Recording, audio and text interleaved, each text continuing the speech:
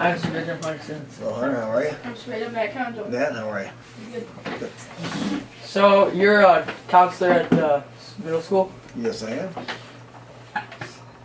am. So like, did you always want to be a counselor in your childhood, or did you think of other things you wanted to do? No, not necessarily. I decided to become a counselor when I was at the end of my undergraduate program in college, and actually did an internship and in counseling, and also shadowed my father, who was a school counselor as well, for a few days over Christmas break, my senior year. How many years have you worked here? This is my 26th year. Wow. What's your favorite part of being a counselor? Favorite part of being a counselor is helping kids, just by talking to them, especially when there's a crisis, especially when there's a real serious major problem that kids having a tough time with it. That's the most gratifying. Can you give an example of like a crisis? Yeah, when we've had a situation, unfortunately, where kids have lost a parent prematurely through illness or an accident, and helping them get through that very, very difficult situation, and immediately, and then following up later on with a group that the school psychologist and I established has been very gratifying. Hard, but very gratifying. So would you say a situation like that would be the hardest things you face as a counselor, or? I would think so, because there's nothing you can do, nothing you can say to really, help the person. I mean, at the end of the day, the person that they love is gone, and all you can do is help comfort them and reframe things for them in a way that gives them as much hope as possible. Other situations where there are problems, usually there's something you can do to help, and there is, the next day might be better, the next week or whatever might be better, but when you're talking about loss, it's difficult to really help with that. So other than that, students are in severe emotional distress, and certain situations I've thought about hurting themselves. That's a pretty big one too. That's a pretty tough one. That's scary. Is that the scariest part of the job? Yeah, it absolutely is, because you don't know. You can help, but you don't know if you are, by what you're doing, what you're saying, who you're talking to, who you're getting the person hooked up with, and certainly their parents first and foremost. But when they leave school and go home, you just don't know whether or not they're going to be okay, and that's scary. That's concerning. It's tough to go to bed at night when that's on your mind, hoping and praying that the kid's going to be okay, not only that night but throughout. So it's tough. When you were in college and stuff, did you ever think of you want to go a different way from your dad, or did you just once you really got in the course of the counselor, you just went through, or did you ever think of veering off and doing something? Actually, I did. Once I was a counselor for a number of years. Actually, a few years ago, I took a couple administrative courses to consider maybe looking into administration, like a building principal. But I came to my senses and realized that I got a real good gig as a school counselor. I got a nice schedule, good hours. I also, my pay is decent, so I'm not like I'm poor, and I don't have to deal with some of the nonsense, some of the craziness, and some of the unpleasant stuff that a building principal has to deal with. One of the things being discipline. I don't really like discipline. I like to talk to kids when they're in trouble and try to help them learn from their behavior, but I don't like to punish. And you have to kind of do that when you're a principal.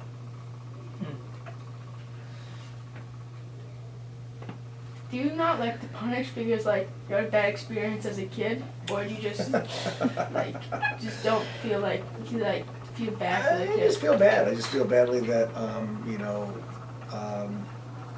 given a detention or suspension or whatever. I would just feel badly about that, because I know that everybody makes mistakes, and in some situations, a kid that you have to give a consequence to is really bothered by that, and affected by it, which isn't a bad thing if it changes their behavior. But then they got to go home, and you just never know. Sometimes then they get it worse at home, and and ends up just, not being a very pleasant experience. So, I remember when I got in trouble when I was younger, I didn't really like that so much. So, not that I necessarily didn't like or blame the person giving it to me, but it's just not a good feeling. I'd rather have good feelings and good conversations and have people walk out of my office happy.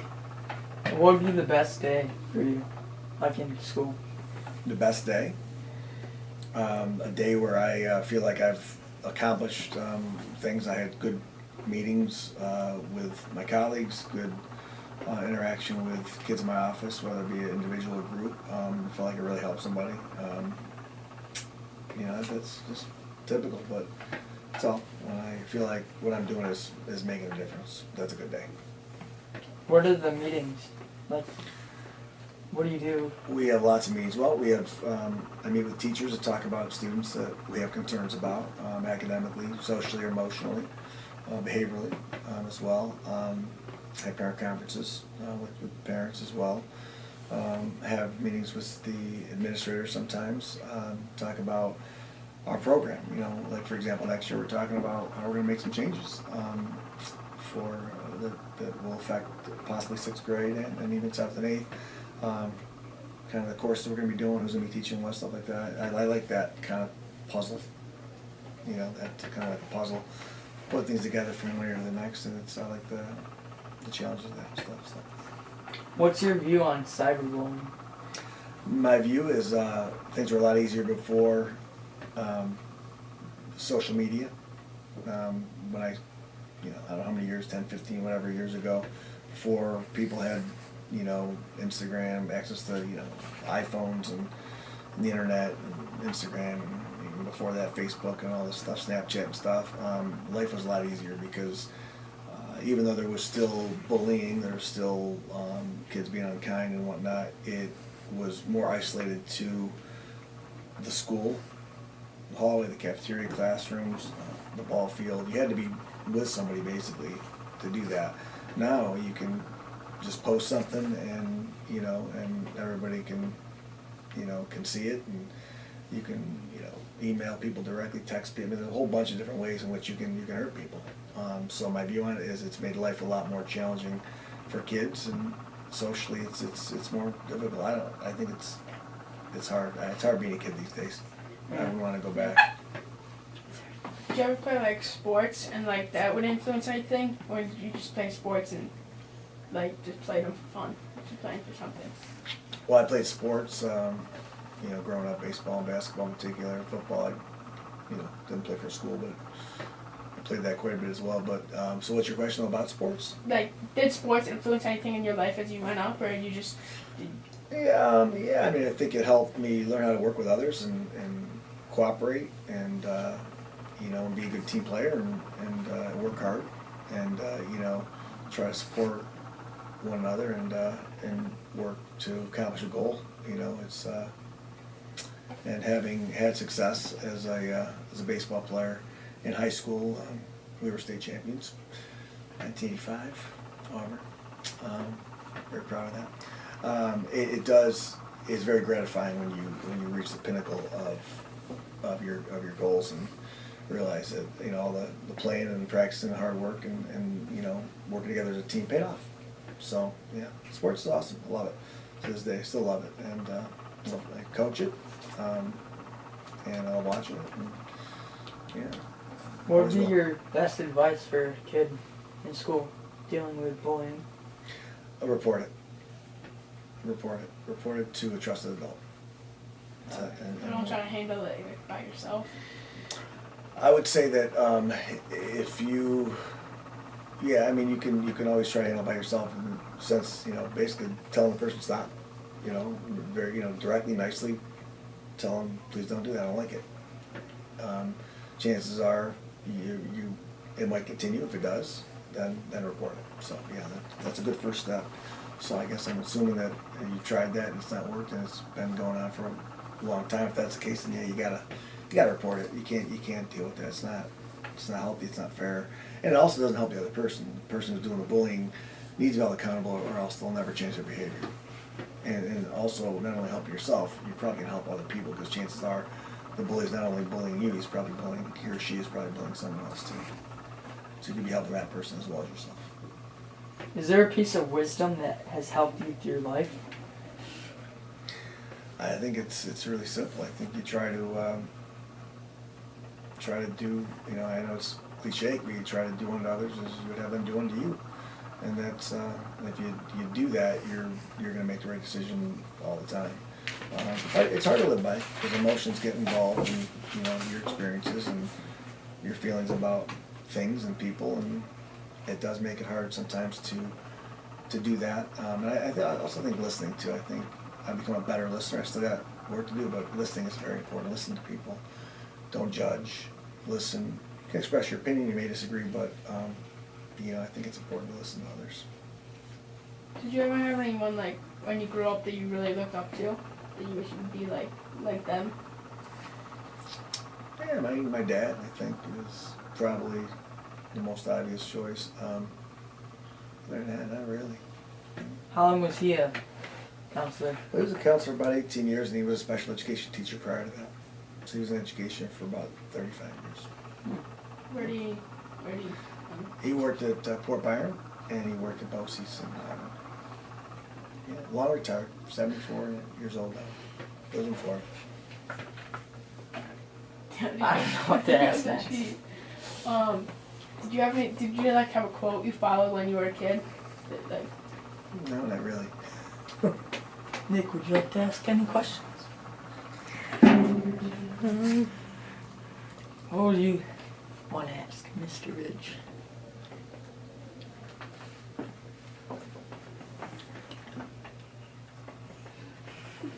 Nothing? What was your biggest success story of helping a student? Oh, that's a good question. That's a good Boy, that's a tough one. I know there've been a few, but you know, way back early on in my career, first year or two, I can't remember which, there was a kid who was really in a very difficult situation. He's in his 30s now. Very abusive father, and just a very dysfunctional home. And he actually had threatened to commit suicide. I actually took him up to, drove him up to St. Joe's Hospital.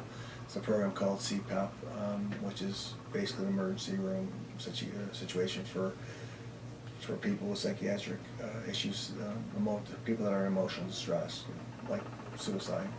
And I sat with him for, his parents ended up joining us, which actually didn't help the matter, but sat with him through the intake process, met with the psychologist or psychiatrist, stuff like that, and got him home. And by the time we got home, it was 3 o'clock in the morning. We left after practice, after I coached softball practice, and he helped me out about 5 o'clock. So we were there for about 10 hours total from the time we left here to the time I got back to Skaneateles. But I feel good about that because it's the only time I've ever done that with a student, where I put that kind of time investment. And he got through it, and he did not attempt or talk about suicide after that. And we got him involved with some programs to get some additional supports to get his needs met and to help him out.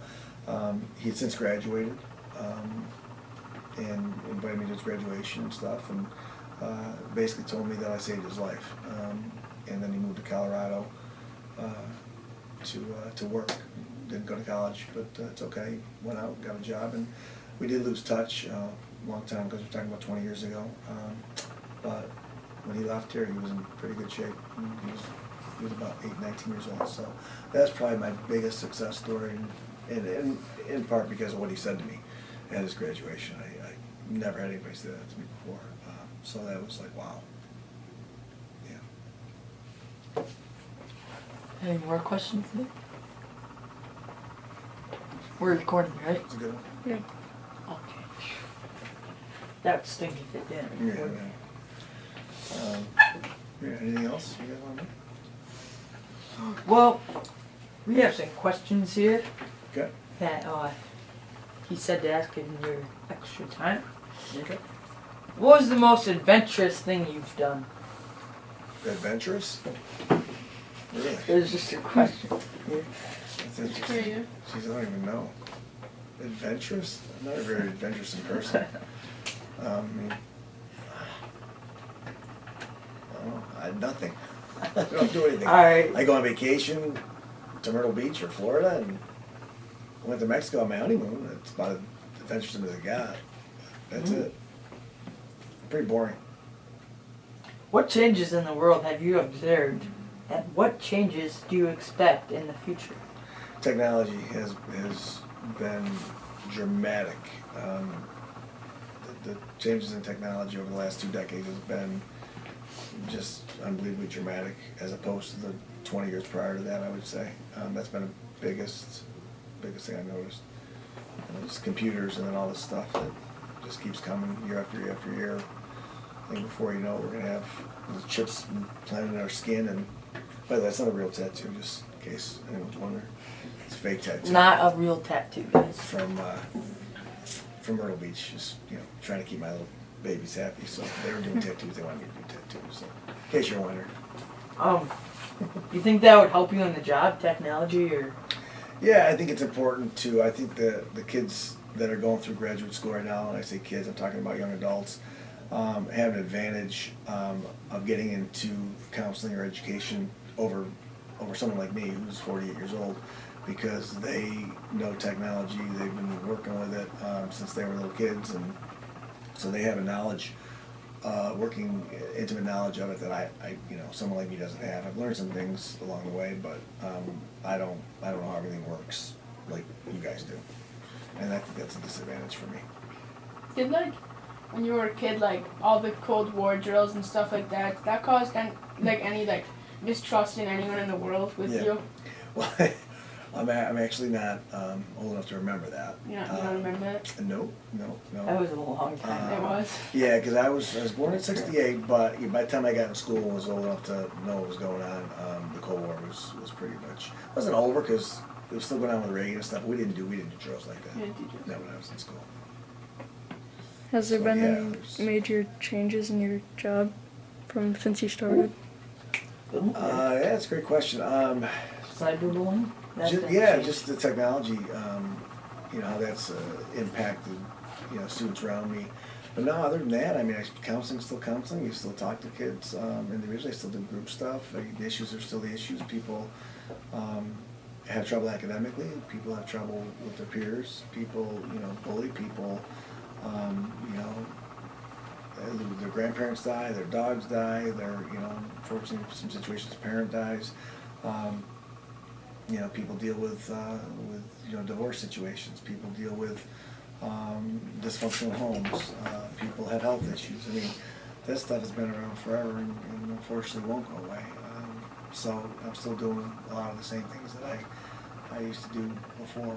There's still people that financially are needy here that we support through the shopping spree and through things like Todd's Fund. And I just have a snack drawer, or little things like that, where kids come in and they grab a snack during the day. So all that stuff's been here forever. How did you and the school help kids outside of school? Well, I think just through that, through supporting them, financially. For example, I've got a number of kids in middle school, and then we have elementary kids as well that we've given scholarships to for the what's it called there? I'm drawing a blank. Where's that outdoor place? Where you go and Baltimore Woods? Baltimore Woods, thank That's you very it. much. I Baltimore went Woods. to that.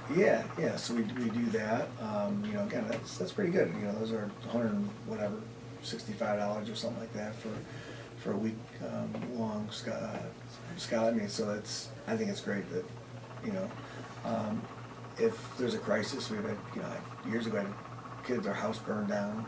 So we had to support them. Rally the staff. Everybody put money in. We got gift cards and stuff and supplies, etc. To kind of help supplement the stuff that their insurance was providing for them to get them until things they were ready to move back into a place.